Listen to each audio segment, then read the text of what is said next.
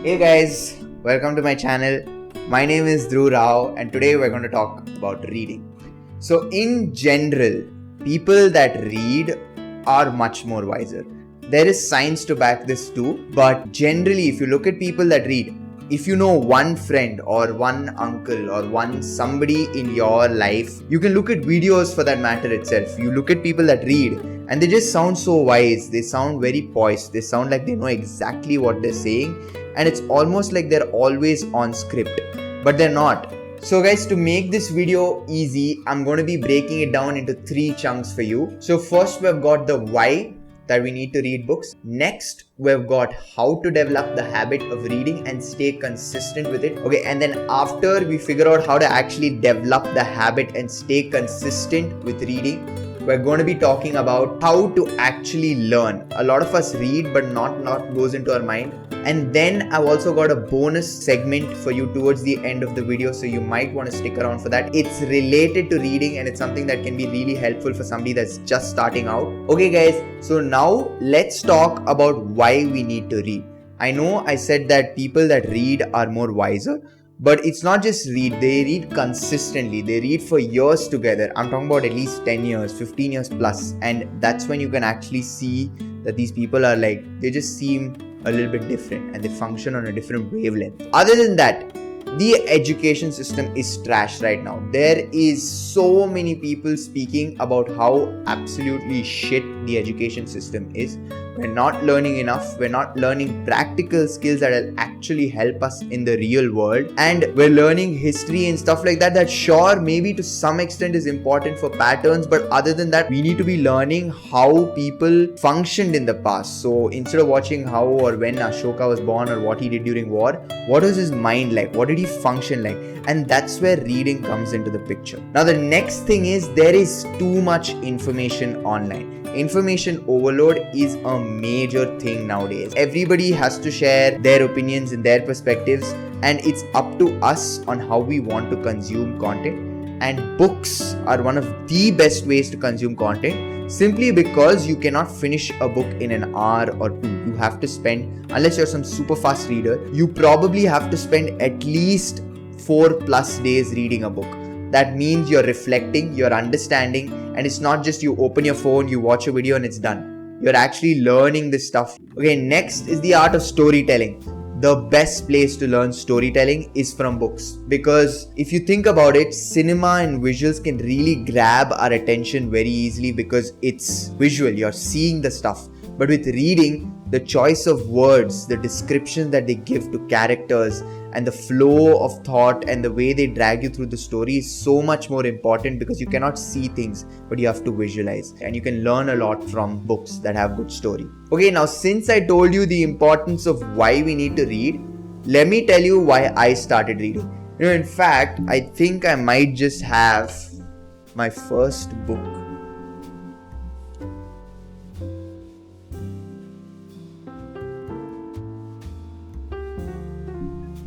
Right here, The Power of Your Subconscious Mind.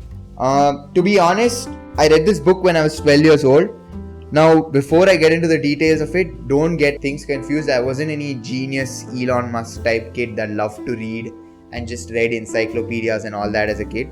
I was traveling by flight and I thought it'd be cool to hold or read a book in the flight. So yeah, The Power of Your Subconscious Mind, really good book if you want to read. I wouldn't suggest it as a first book, but it's a good read and it can really help you figure out things about your mind and all of that stuff. So yeah, that's why I started reading more in detail. I started reading things that I actually needed. So when I was playing football, I would go through a lot of injuries to actually figure out why I'm getting injured, what is going wrong, how to fix it, how to prevent it, how to develop systems around it. That's mainly where I really got into reading, and I read 2-3 books at the time to figure out what exactly was happening. So that's where I got full into reading. This is again, I read when I was 12 and then I didn't read for a long time. So those are the 4 segments for this video. Before we dive into the next segment though, I would like to quickly let you guys know that this video is part of a series. The series is called Consistency. And I believe that that's one of the most key attributes that we can have as 20-year-olds or young adults to really transform the next decade of our life. If you think about it, this whole idea stems from being consistent at its root. So you really want to watch the first few videos. There are 2 videos that I've made before this, and I'll have it show up over here and also at the end of the video. Do go and check it out. If you watch those videos, you can set the foundation right. I'm a firm believer in setting foundation right before you get into the deeper aspects of things. So reading and stuff, yes, is important, but if you can get your foundation right, then reading, getting up in the morning, all of this will become easy. Alright, now let's get into how to develop the habit of reading and staying consistent with it. So the number one thing that I can give you for building the habit of reading and staying consistent is systems. Now look, I have tried reading before. Like I said, I read The Power of Your Subconscious Mind when I was 12 years old. And after that, there was a huge gap. But then I wasn't able to stay consistent with it. I'd read 1 or 2 books at max and then it would slack off again. That's until I read Atomic Habits, which is a great read. And I know it's a cliche, but honestly, this book can really help you build long-lasting habits. Now, how do you develop systems? Before we develop systems, I want to talk about the mindset of what it takes to become a reader consistently. So first, it starts with the mind. You first put yourself in the framework of why you want to read. For me, it is quite obvious. Most successful people read books. So now I've read around 30-35 books, and don't get me wrong, this is by no means a flex. I'm not trying to show off. I'm trying to prove to you that there is actual evidence to back the fact that I've developed the habit of staying consistent with reading. And by no means am I wise, don't get that wrong either. It's just that I'm trying to give you some sort of proof and things that I'm implementing myself and not just preaching. Okay, so the first thing to develop systems is habits. Develop in the mind first, so you really figure out why you want to read and what is the need for reading. After you figure out that, it then goes into systems where you set out a layout for how you want to do things. And then lastly, it's your goals. Now, the number one framework for figuring out your systems is when, where, and who. So by when, I mean I need you to pull out a book and write down when you're going to read every day. Start small. It can be 10 minutes, it can be 5 minutes, it can be 15 minutes, it can be 20 minutes. For me, it was 20 minutes every day. I wrote it down. I even have it written down, in fact, even now. Now, where? This is again a very important detail that a lot of us forget and miss out. We just put out things that we will do, but we don't necessarily specify where we're going to be doing it. So it's very important. So for me, it was in my bed before going to sleep. That is my when and where. And lastly is who. This is something that really helped me too. It's basically from Atomic Habits itself. You hold yourself accountable to another person. So in Atomic Habits, they suggest creating a contract, which is what I did. I'll have the contract show up over here. Me and my dad created this contract where we signed it and we agreed to be reading.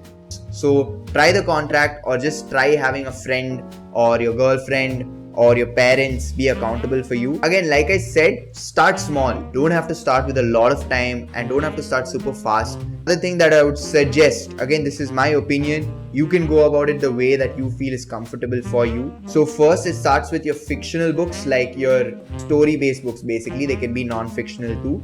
Then you go into biographies and autobiographies, which is basically stories again, but about people, and it could be successful people, it could be people that live great lives. It's very interesting for me. I love autobiographies and biographies out of all the segments. And then last is self-development. Okay, next segment, we've got how to actually learn from what you're reading. Point number 1 is application of what you read. So let's say I read a book today about my subconscious mind. Now, instead of just sitting and just keeping the information on there, I do 2 things. Either I teach or I apply it to my life immediately. So if it's, okay, let's take like a business book, for example. Fundamentals of business, business models, any book, you figure it out, you pick that book and you start a business immediately. Again, this is a very vague example, but you get what I'm saying. You either read it and start doing whatever is written in the book immediately. That way it sticks, or you teach it. So teaching is the fastest way of learning. You can tell it to your family, you can tell it to your friends, you can tell it to your girlfriend. I do that a lot. A lot of people get irritated around me. I'm sorry if you're one of them, but it works. It helps to keep it in your mind when you teach it to others. Now, Next thing is, like I said, biographies and autobiographies. If you think about it, stories are the best ways to learn from anything, anyone, or about any topic. And if you have somebody that's life is being narrated out and they have dealt with so many different experiences, they could be businessmen, they could be actors, they could be celebrities, they could be whatever you want. Their life in a story can convey so much meaning. And a lot of times when I read biographies and autobiographies, I start realizing that I'm thinking, or I'm not anything like them, but I ask myself in situations, okay, what would Steve Jobs do? What would Elon Musk do? So autobiographies, biographies are a really fun thing to read, and they're easy too because they're stories at the end of the day. Now next we've got skimming. Now look, let me tell you before I get into skimming, this is not something I've tried in depth yet because I struggled a lot to focus when I started out reading. I could not skim through notes because my mind would just be wandering around everywhere. But I am going to be starting to try skimming. I know it's something that a lot of famous people do and a lot of big shots do it too. Alex Hormozi, in fact, last week I was just watching a video where he says he skims through 50 books a year and then he goes back to the books that he liked and he reads them again. I have not been able to attain that, but it's something that I'm going to be implementing. You can try too. So you basically drift through whatever is written super fast, and then whatever book you enjoy, you probably read it again. Which brings me to my next point. One of the biggest tips, and I know you've probably heard this before, and it's difficult, so do not try this when you're starting out. Let me repeat, do not try this when you're starting out, but rereading books. I have read Atomic Habits 4 times now, probably 3 or 4 times. I've read The Power of Your Subconscious Mind 2 times. Some books you can read it 2 or 3 times, and when you do, I don't know how to explain it. You just have this connect with some of these books that you feel like, wow, this book it can be exhilarating, it can be beautiful, it can be emotional, it can be a lot of things. So if you were able to reread books, it's one of the most useful things. Instead of reading 100 books, you would rather read 10 books 100 times and figure the shit out of them and imply whatever you're learning from them. That's another solid thing that's worked for me, and that's something that I learned later on, but better late than never. Okay guys, now the bonus that I was talking about. The bonus is basically a timeline. So what do I mean by a timeline? Now, since I developed the habit of reading not so long back, it's been about a year and a half, and I know very well the psychological steps that you go through when you're trying to build the habit of staying consistent with reading. So if you're somebody that's planning on starting out your journey with reading, I got you, because I've got you with the timeline. Now sure, things might be a little bit different for me, but if you're in any one of these situations and you think you're stuck or you're lost, just know that it's normal. I went through it too, and I'll tell you the next step to deal with it even. Okay, so step 1 is it's fun, but it's slow. You're reading, it's exciting, you're breaking a lot of psychological patterns, so it might be slow unless you're reading a really captivating book. Again, that's why I suggested start with some sort of fictional story-based book. Will keep you sucked in and you will probably finish the book faster than you can expect. But at the same time, it'll be slow because you're breaking down patterns. Like I said, our brains are wired in a certain way, and when we start going against that, there's a lot of resistance to it. So it will be slow, but you must push through it. Now, next what happens is you start getting distracted. You're not able to focus. Your mind keeps wandering around. This happens to me even now, and it's irritating, but it is what it is. Your mind wanders, you get distracted, you're reading passages and nothing has gone into your head. Now at this point, you have 2 choices. One is you either slowly stop, you decline, you skip one day, you skip the next, and you skip the next, and before you know it, you're done. Your reading habit is out in the gutter and you can no longer go back to it because there's so much constraint, and it's sort of like a trauma almost, where you're just like, fuck it, I don't want to read at all. But if you push through, that is option number 2. If you push through it, you will be able to develop the habit of reading, and it will get easier. Sure, like I said, there are some times where I still struggle with it, but for me, pushing through is not a task anymore because I know that tomorrow I'll just get back at it. Okay guys, so before we end this video, I would like to tell you guys that my newsletter, my second newsletter is out. If you haven't subscribed already, go ahead. It's linked down in the description and subscribe to it. Now, I'm a big believer also in the idea of why. Why should I subscribe? I keep questioning a lot of things. So the reason why you should subscribe is learning is difficult.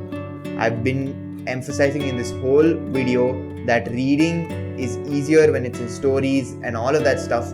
So if you're somebody that struggles to consume this sort of content or struggles to read and stuff like that, I share bite-sized version, really small versions of whatever I learn and stuff that can be helpful for you and stuff that helped me in story format. And it can be fun, it can be interesting, and stories stick. Lessons sometimes or things that are taught to us do not stick, but stories stick.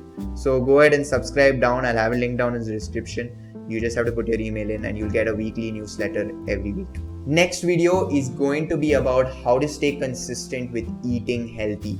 Our health and our bodies are going to be very important in the coming decades to be taken care of, because of how things and how the standards of the industry has just dropped so much, where they can literally put chemicals and cancerous substances in all of our food. And it's going to be crucial for us to actually figure out how to work around this and stay safe. So subscribe to the channel and stay tuned for the next video of this series. And that's it for this video, guys. Thank you for being here all the way till the end. Remember to question everything, and until next time, bye.